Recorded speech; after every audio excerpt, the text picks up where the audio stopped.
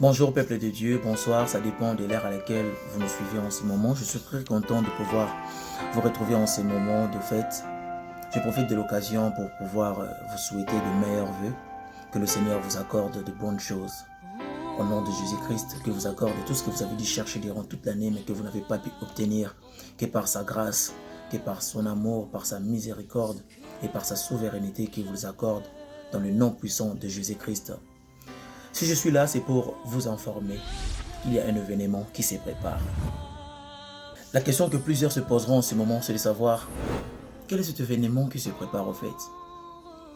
Il est sûr et certain que nous sommes en décembre et la journée que nous attendons la plus, c'est cette journée du 25 décembre où nous célébrons la naissance de Jésus-Christ, où les enfants s'attendent à recevoir des cadeaux de la part de leurs parents, où nous préparons, nous mangeons, nous nous habillons, nous buvons. Certains se diront que c'est sûr et certain que ce n'est que cet événement qui se prépare. Et d'autres essaieront de pousser encore plus loin leurs pensées, leurs réflexions, jusqu'à dire que si ce n'est pas cette journée, alors quoi de plus meilleur que cette journée du 1er janvier où nous faisons tout avec notre famille. La Noël c'est bien, la bonne année c'est bien. Nous avons toujours l'habitude de le fêter, nous le fêtons toujours. Ce sont des fêtes qui reviennent après une année. Nous avons toujours l'habitude de le fêter. Mais quel est cet événement qui se prépare? Cet événement qui se prépare n'est rien d'autre que le retour de Jésus-Christ, le retour du Fils de l'homme. Il est venu dans ce monde, il a vécu, il est mort et il est ressuscité. Il n'est pas resté dans ce monde, il est allé et il a promis un jour de revenir. Mais l'heure, le jour, ça nous ne connaissons pas. Mais ce qui est sûr et certain, c'est qu'il reviendra. Mais la question que je te pose en ce moment, mon frère, ma soeur, c'est de savoir s'il se faisait qu'en ce moment où tu es en train de me suivre, Jésus revenait. Ou peut-être dans les heures qui suivent, si tu rencontrais la mort. Crois-tu vraiment que tu seras à ses côtés? Crois-tu vraiment que tu seras enlevé s'il revenait? J'aimerais te dire une chose, que tu n'es pas extraordinaire ou spécial, que tous ceux qui meurent en décembre, ce n'est que la grâce de Dieu. Parce que ceux qui meurent ou ceux qui sont en train de mourir en ce moment, voulaient aussi fêter la bonne année comme toi, voulaient aussi fêter la Noël comme toi, mais ils n'ont pas eu cette grâce-là. Mais quand le Seigneur t'accorde cette grâce d'être en vie, c'est parce qu'il t'aime et il veut que tu passes ton éternité à ses côtés. Il veut que tu te prépares par rapport à son retour. Il veut que tu te prépares par rapport à ta mort. Aujourd'hui nous fêtons, mais peut-être demain nous ne fêterons pas. Aujourd'hui nous fêtons, mais peut-être que dans les années qui suivent, nous ne fêterons pas. Mais à quoi ça sert de fêter sur cette terre si nous ratons la grande fête, la plus grande fête qui nous est réservée dans l'éternité auprès de Jésus? Laisse-moi te rappeler une chose que tu connais, mais peut-être que tu ignores, mon frère, ma soeur. Tu peux tromper tout le monde, tromper ta famille, ton pasteur, ton père, ta mère, tes amis, mais ta conscience à toi, tu ne la tromperas jamais. Dieu, tu ne le tromperas jamais. Tout le monde sait que tu chantes, tout le monde sait que tu sers Dieu à l'église, tu es protocole, tu es dans le département de l'église, tu fais des aumônes, tu donnes aux pauvres, tu assistes les malades, tu fais beaucoup de choses pour Dieu. Mais est-ce qu'au plus profond de toi, as-tu cette conviction de ton salut? Es-tu vraiment sûr d'être sauvé si Jésus revenait? Es-tu vraiment sûr d'être enlevé s'il se faisait que Jésus revenait aujourd'hui? Mais qu'est-ce que tu le fais croire, mon frère, ma soeur? Laisse-moi te décourager, mais pour t'aider en te disant que les bonnes œuvres que tu fais ne pourront jamais te sauver. Tous les actes que tu poses ne pourront jamais te sauver. Nous avons le salut en croyant à la personne de Jésus-Christ comme Seigneur et Sauveur.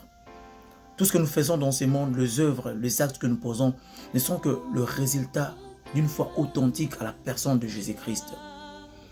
L'enlèvement ne fait jamais peur à un véritable enfant de Dieu parce que le Saint-Esprit qui vit en nous nous donne la conviction de notre salut en Jésus-Christ.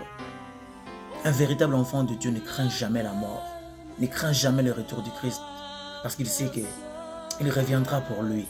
Oh, j'ai hâte de voir ces moments qui nous attendent, ces moments glorieux, ces moments qui est plus que la Noël, ces moments qui est plus que la bonne année. La Bible nous montre que cette fête sera une fête éternelle. où nous oublierons les grincements des dents, nous oublierons les maladies. C'est bien de fêter la Noël, c'est bien de fêter la bonne année, mais après ça, on tombe malade. Après ça, on a des problèmes. Après ça, on cherche l'argent. Après ça, on cherche encore des solutions dans nos problèmes. Oh, mais à côté de Jésus-Christ, nous n'aurons plus à nous inquiéter, nous n'aurons plus à pleurer, parce que nous serons dans la gloire éternelle. Nous serons dans la joie éternelle. C'est pourquoi prive-toi de tout dans ce monde, mais ne rate pas l'enlèvement. Écoute une chose, Jésus n'est pas seulement né. Il est mort, il est ressuscité, il vit et il a promis de revenir. C'est bien de fêter sa naissance, mais c'est encore mieux de le laisser vivre en toi. C'est encore mieux de lui donner la place qu'il faut dans ta vie. C'est pourquoi cette occasion t'est donnée par cette vidéo, mon frère, de mettre ta vie en ordre avec Jésus-Christ. Les fêtes de ce monde passeront. Tout ce qu'il y a de meilleur dans ce monde, finira. Mais pense à la vie éternelle. Pense au retour du Christ. C'est ça le vénément que tout enfant de Dieu aimerait vivre. Les hommes te condamnent à cause de ce que tu es. Le monde t'a condamné à cause de tout ce que tu as fait. Et même ta conscience te rappelle tout ce que tu as fait durant toute cette année. Tu te souviens de la manière dont tu as marché. Tu n'as pas été digne. Et peut-être que pendant que les gens s'apprêtent à fêter, tu es dans un état d'angoisse, de dépression, en te disant que ça ne marchera plus pour moi. Je préfère finir en enfer parce que j'ai essayé de forcer, j'ai essayé de me battre pour me maintenir comme il faut. Mais ça n'a pas été. Je suis pécheur.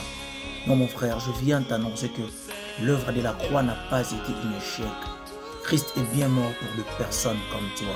Il n'est pas mort pour des personnes parfaites, mais pour des personnes imparfaites comme toi. Donne-nous seulement la possibilité d'entrer dans ta vie, d'entrer dans ton cœur. Tu peux aussi rejoindre les camps des enfants de Dieu. Tu peux avoir aussi l'assurance de ton salut. C'est bien de fêter la Noël, de fêter la bonne année. Mais si après toutes ces fêtes, tu n'as pas la vie éternelle, si après toutes ces fêtes, Jésus revenait, ou si peut-être il revenait dans les instants qui suivent, où seras-tu? Il y a un événement qui se prépare. Et cet événement, c'est le retour du Christ qui aura bien lieu. Et il revient bientôt. Mais où seras-tu si Jésus revenait? Le bon côté de ce message, c'est que ce n'est qu'une simple question qui se pose, mais ce n'est pas une réalité. La réalité est qu'il n'est pas encore revenu. Tant qu'il n'est pas encore revenu, rien n'est encore tard jusqu'à là, mon frère, ma soeur. Tant que tu n'es pas encore mort, rien n'est encore fini. Ne regarde pas le nombre de fois que tu es tombé dans le péché durant cette année. Mais regarde l'amour de Jésus-Christ à la croix pour toi. Tant que tu as encore la vie, tu peux encore préparer avec Dieu. Tant que tu as encore la vie, il peut encore te sauver. Il peut encore te restaurer, changer ton histoire. Seulement crois-le. Crois que c'est possible.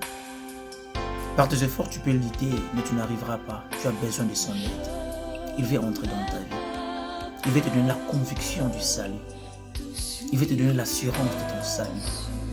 Et le salut, nous l'avons qu'en croyant en Jésus-Christ comme Seigneur et Sauveur. Fais cette prière avec nous. Seigneur Jésus, je viens sans hésiter cette fois-ci.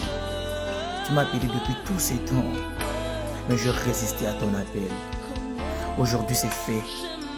Je suis là. Pardonne tous mes péchés et lave-moi par ton sang.